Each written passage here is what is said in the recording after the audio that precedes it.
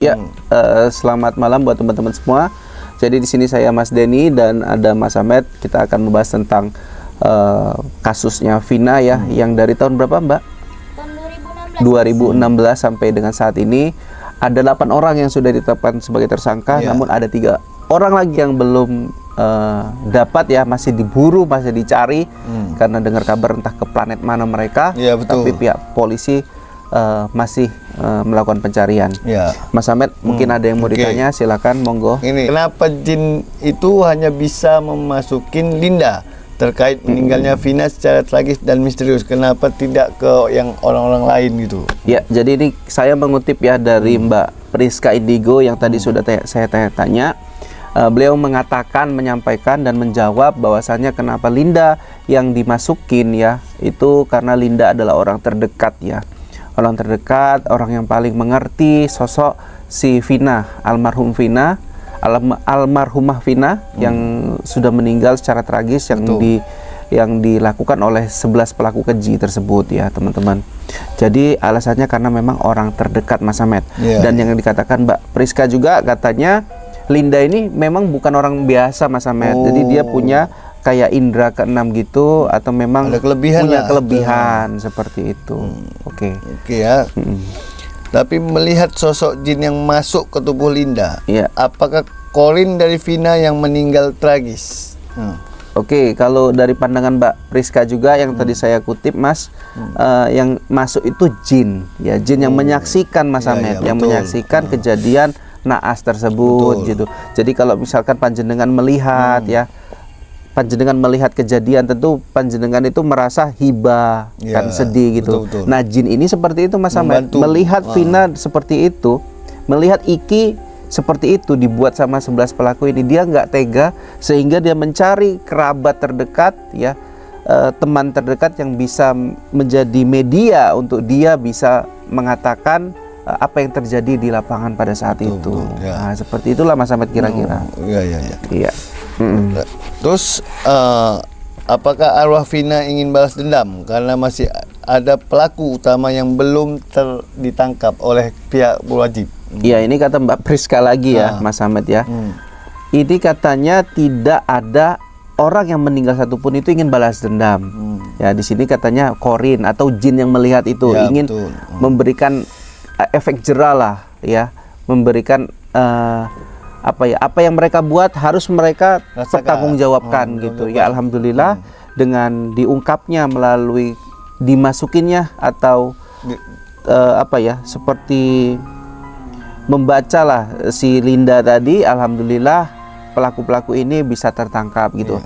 Awalnya kan ini Mas Ahmed kejadian kecelakaan gitu Mas Ahmed, tapi alhamdulillah karena adanya video ini gitu kan, alhamdulillah terbongkar satu demi satu gitu fakta sebenarnya seperti itu Mas Ahmed.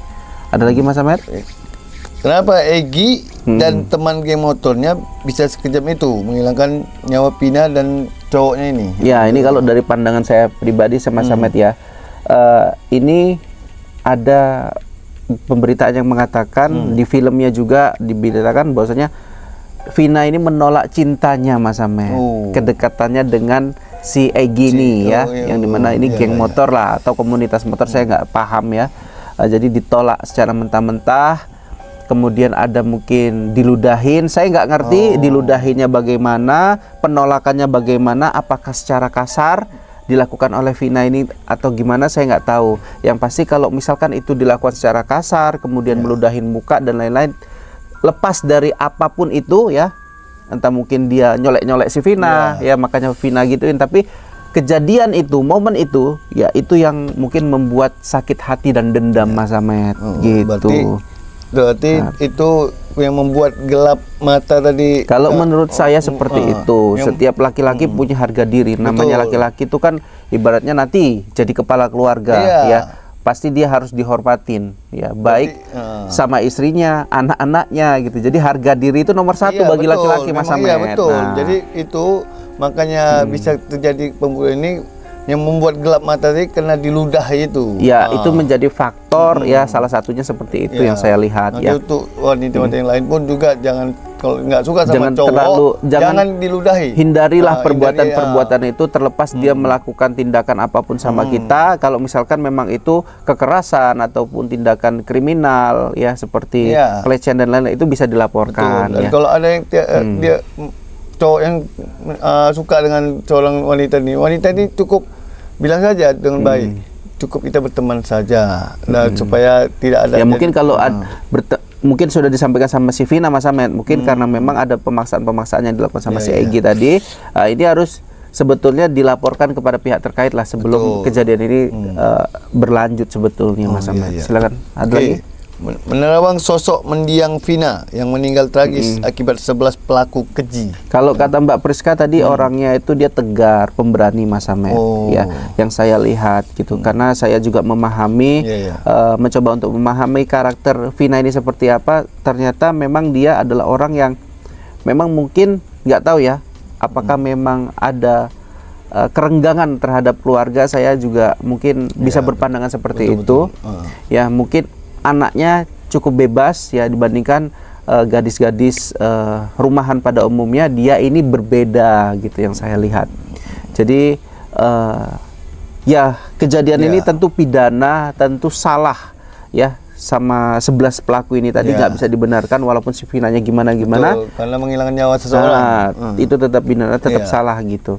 Tapi yang saya mau ingatkan kepada gadis-gadis di tanah air ya, kalian itu adalah calon ibu ya, calon ibu bagi anak-anak juga gitu. Jadi saat ini tentu kalian perlu membangun sikap dan pribadi yang baik, Mas Ahmed gitu. Kalau bisa malam jangan sampai malam kali, jam 8 udah pulang gitu, ada batasan gitu. Paling lama itu jam 9. Nah, ya kemudian kalau kerjaan itu kerjaan yang halal, jangan sampai yang merusak kepribadian atau pribadi kita gitu. Jangan cepat kali frustasi. Kalau masih ada yang frustasi, kerjaan, Mas Ahmed ya. Apa jangan Silakan lanjutin, Mas Ahmed. Oke ya. Ini menerawang bentuk wajah 3 pelaku yang sebabkan Vina meninggal secara tragis. Ya, saya singkat saja menjawab Mas Ahmed. Tadi Mbak Priska mengatakan namanya indigo ya. Itu bisa menerawang-nerawang. Kalau yang mau pasti ya pihak polisi nanti yang memberikan informasi itu. Karena dia kalau Mbak Priska mengatakan, Mas Ahmed, bentuk wajah ya. Bentuk wajah tahu di mana lokasi? Ya bentuk wajah 3 pelaku. Bentuk wajahnya kata Mbak Priska yang utama, pelaku utama si Egy ya, itu berkumis. Rambutnya agak gondrong. Kalau dia jenis rambutnya keribu, berarti dia keribu gumbal. Ya, kalau dia jenis rambutnya lurus, berarti dia gondrongnya lurus gitu, Mas Ahmed. Nah, berkumis juga dan badannya lebih berisi daripada sebelum ya, di 2014 atau 16. Jadi posisi badannya lebih berisi dan ada banyak perubahan yang mungkin terjadi sehingga netizen kalau lihat fotonya yang lalu kemudian di publik sekarang itu udah jauh beda. Jauh beda lah. Kan gitu. Udah Mas tahun aja dulu beda ya, 8 tahun yang lalu loh. Dulu masih muda nih. Dan memang ciri-cirinya dia memang putih mungkin ya, kulitnya mungkin putih agak kesawa matangan lah seperti itu. Dulu kayak Akshay Kumar, sekarang kayak tahap lah kan tuh. Iya, kayak Mas Ahmed kan. Ya, lanjut Mas Ahmed. Ini menerawang sampai kapan 3 pelaku yang dihilangkan nyawa Vina bisa bersembunyi dan tertangkap? Sampai ya kapan? Singkat aja kata Mbak Priska, pesan Mbak Priska 2024 ini kalau nggak ketangkep pada lagi viral-viralnya, maka seterusnya akan susah untuk ditangkap. Di 2025 sebelum 2005 belum ketangkep, maka akan sulit untuk ditangkap. Betul, masuk akal itu. Nah, itulah yang kata Mbak Priska. Tapi satu lagi Mas Ahmed, kemana 3 sosok ini tadi juga dikatakan sama Mbak Priska bahwasanya mereka ini ada di Jakarta untuk yang pelaku utama ya. 2 pelaku lagi yang sedang dicari ini ada di luar Jakarta. Satu lagi sisi ciri-cirinya dia ada yang sok-sok Kaliman mungkin ya, udah mungkin bertobat. Nyamarnya udah kebablasan, jadi udah nyaman di situ juga. Betul. Dia berkobe Mas Ahmed katanya. Ya itulah dia mau menyamar, tiba-tiba sekaligus mungkin bertobat ya. Bertobat, dia tersentuh hatinya. Oke, lanjut Mas Ahmed. Pandangan keuntungan viralnya film Fina Iya. sebelum 7 hari disebut menjual kesedihan korban sebenarnya. Iya, jadi pesan Mbak Priska Indigo katanya keuntungannya dari viralnya film di bioskop ya Fina sebelum 7 hari ya, itu katanya adalah agar segera ditangkapnya pelaku utama atau pelaku yang belum ditangkap ya, yang terlibat terhadap kasus itu ya. Diharapkan 2024 ini mereka bisa tertangkap gitu. Dan terkait keuntungan lainnya adalah ini bisa dapat keluarga nih Mas Ahmed, bisa mendapatkan royalti daripada film yang viral ini.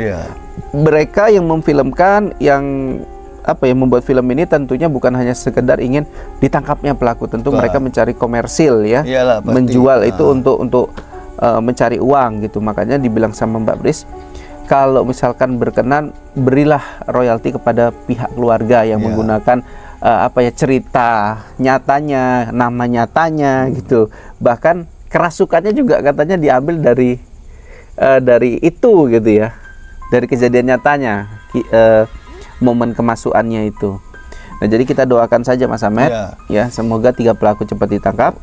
Keluarga tentunya dengan video ini viral, film ini viral, kemudian merasa terbangun lagi kisahnya itu loh Mbak. Jadi itu menjadi kesedihan juga, diungkit-ungkit lagi gitu loh. Tapi ya nggak tahu gimana ceritanya, mungkin sudah ada kesepakatan dari film ini kepada pihak keluarga, tapi saya tekankan pihak keluarga berhak mendapatkan royalti yang sepantasnya. Mas Ahmed, intinya kita doakan semoga Mbak Fina ditempatkan di sisi Allah yang yaitu surga ya, supaya dan tenang, dan untuk keluarga juga jangan bersedih, terus beri doa terus untuk Mbak Fina. Ya, sampai sini dulu teman-teman, kita pamit. Kita mohon undur diri, saya Ahmed dan Mas Denny mohon undur diri.